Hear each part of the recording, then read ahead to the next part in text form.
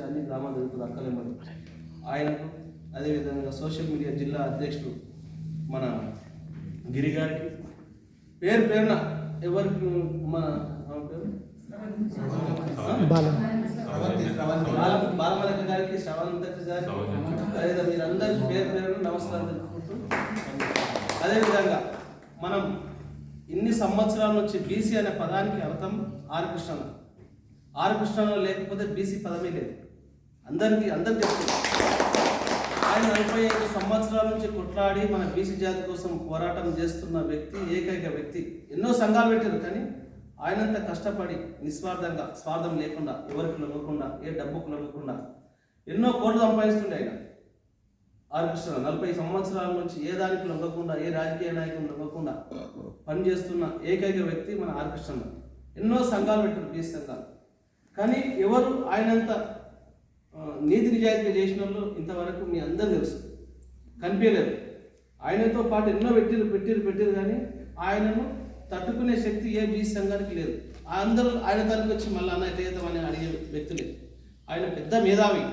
ఆయనకు మన బ్యాంకుల పెద్ద ఉద్యోగం వచ్చింది, జిల్లా మన కలెక్టర్గా వచ్చింది, ఎన్నో పదవులు వస్తే ఆయన పదవులు విడిచిపెట్టి నా జాతి కోసం, నా పిల్లల చదువుల కోసం, జాతి పిల్లల కోసం ఎంతో త్యాగం చేసి ఆయన జీవితాన్ని త్యాగం చేసి ఈనాడు మన బీసీ పదానికి అర్థం చెప్పినందుకే, ఆయన పోరాటం చేసినందుకే ఈ బీసీ ఏర్పడ్డది. మన బీసీల మధ్య మీద కూర్చోగలిగింది.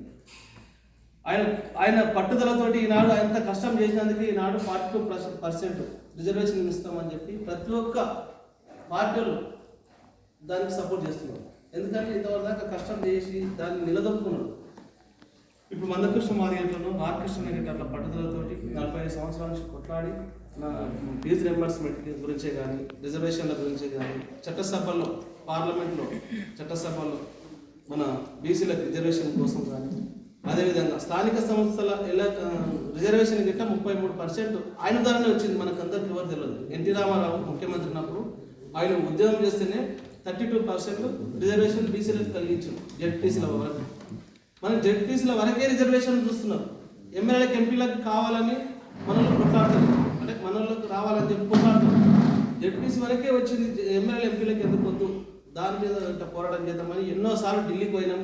మన బీసీల తరఫున 2 సార్లు పెద్ద ఎత్తున ధర్నా చేసాం. మన బీసీల తరఫునే ఒక 2 సంవత్సరాలు 3 సంవత్సరాల కింద అన్న ఆదేశాల మీద ఆయన చేసిండు. ఆయన ఎన్నో సంవత్సరాలు చేస్తున్నాడు. అందు గురించి ఈనాడు ఈ శంకరన్న ఎన్నోసార్లు నేను ఉండగా, ఆర్ కృష్ణానికి ఎమ్మెల్యే కాకముందు ఆర్ కృష్ణానికి బాగా వస్తుంది శంకరన్న ఆర్ కృష్ణ శిష్యుడే. ఇట్లాంటి ఎమ్మెల్యేలు ఎంతో మంది ఆయన శిష్యులు ఒక స్థాయికి వచ్చిన ఉన్నారు. ఆయన అప్పటి సందిగిట్ట నాకు ఏ పదవి వద్దని ఈ బీసీ జాతి కోసం పోరాటం చేస్తుంది. అదేవిధంగా ప్రతి ఒక్క గ్రామంలో అధ్యక్షుడు ఉన్నాడంటే, మనం ఈ పార్టీల నుంచి గెలిచిన సర్పంచ్ ఉంటారు. ఆ సర్పంచ్ల కొద్ది ఎక్కువ మనం అధ్యక్షుడిని నడిచినట్టు మనం అందరం వాళ్ళ ఎమ్మడి ఉండి సపోర్ట్ చేయాలి. అధ్యక్షుడినే నడవాలి. సర్పంచులు ఓట్లు వేసి మన కుళ్ళు కుతాంత్రాలతో, మన ఈ దేశాలతోటి చాలా మంది మనోళ్ళే సర్పంచులను తొక్కనికి చూస్తారు. మన కులపల్లి వేరే పెద్ద కులపల్లి ఏం చేస్తారంటే మన కులపల్లిని తొక్కనికి మనోళ్ళని తయారు చేస్తారు. అది కాకుండా ఈ సంఘం నుండి అధ్యక్షుని పదవి సర్పంచ్ లేక నడిపించేటట్టు మన మండల అధ్యక్షుడు సపోర్ట్ చేయాలి.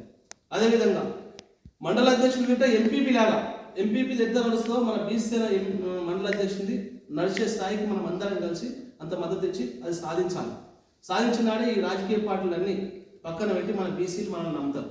లేకపోతే ఈ బీసీలు నమ్మరు ఎప్పటికీ ఇట్లా ఉంటాం. ఈ పట్టుదల మనం గ్రామస్థాయి నుంచి తీసుకొద్దామని చెప్పి ప్రతి గ్రామం తిరుగుతున్న జాతీయ అధ్యక్షుడు ఉన్నాం. ప్రతి గ్రామం నుంచి పోతేనే మనం ఉద్యమం, అప్పుడు తెలంగాణ ఉద్యమం ఎట్లా స్టార్ట్ అయిందో బీసీ ఉద్యమం స్టార్ట్ చేసి మన 60% మనం అసెంబ్లీ 60% ఎమ్మెల్యేలు ఉండాలనే కోరికతోటి, పట్టుదలతోటి ఈనాడు బీసీని పెట్టాం. మన సిద్ధాంతం ఎవరు తీసుకొని కాదు, ఎవరితో గుంజుకొని కాదు. మన జనాభా ఎంత ఉందో, మన జనాభాకి ఎంత వాటర్ రావాలనో అంత రానికనే బీసీని కొట్లాడకం సిద్ధాంతం.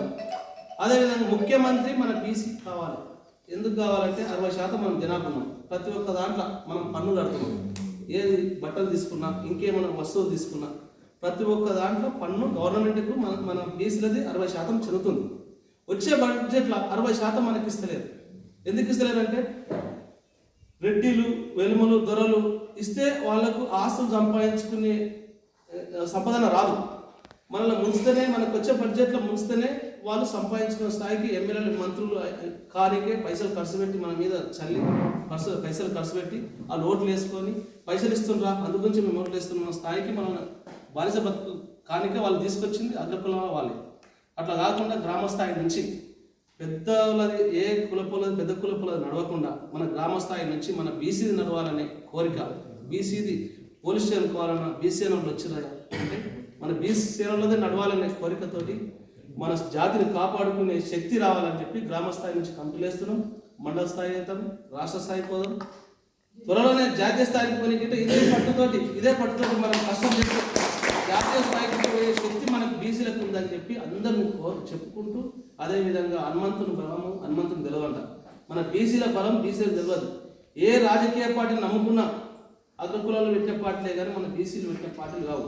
వాళ్ళు కూర్చున్న సీట్లు ఇవ్వాలంటే ఎవరు ఇయ్యరు. మనం పోరాటం చేసి మన 60% ఓటు వేయించుకొని ఎమ్మెల్యేకైనా సరే మన బీసీకి జనరల్ వచ్చిందంటే రెడ్డి లేవాడు అనుకో, మన బీసీలు అనుకో, మన బీసీకే ఓటేద్దాం. వాడు మంచిగా చెడగా మన బీసీ గెలిచింది అనుకో. అట్లా ప్రతి నియోజకవర్గంలో ఆ స్థాయికి ఆ ఉద్యమం తీసుకొస్తే, ఆ గ్రామంలో ఆ ఆలోచన తీసుకొచ్చినాడే మనకి న్యాయం జరుగుతుంది. ముఖ్యమంత్రి అయితే మనకు వచ్చే నిధులు మనకు వస్తాయి. ఆర్ కృష్ణ ఇంతవరకు అందరి సమక్షంలో పేరున మీ అందరికి కోరుకుంటూ ఆర్ కృష్ణ ఆదేశాల మేరకు మనం అందరం కష్టపడి బీసీని ముందుకు తీసుకుపోదామని చెప్పుకుంటూ సెలవు ఇస్తాం.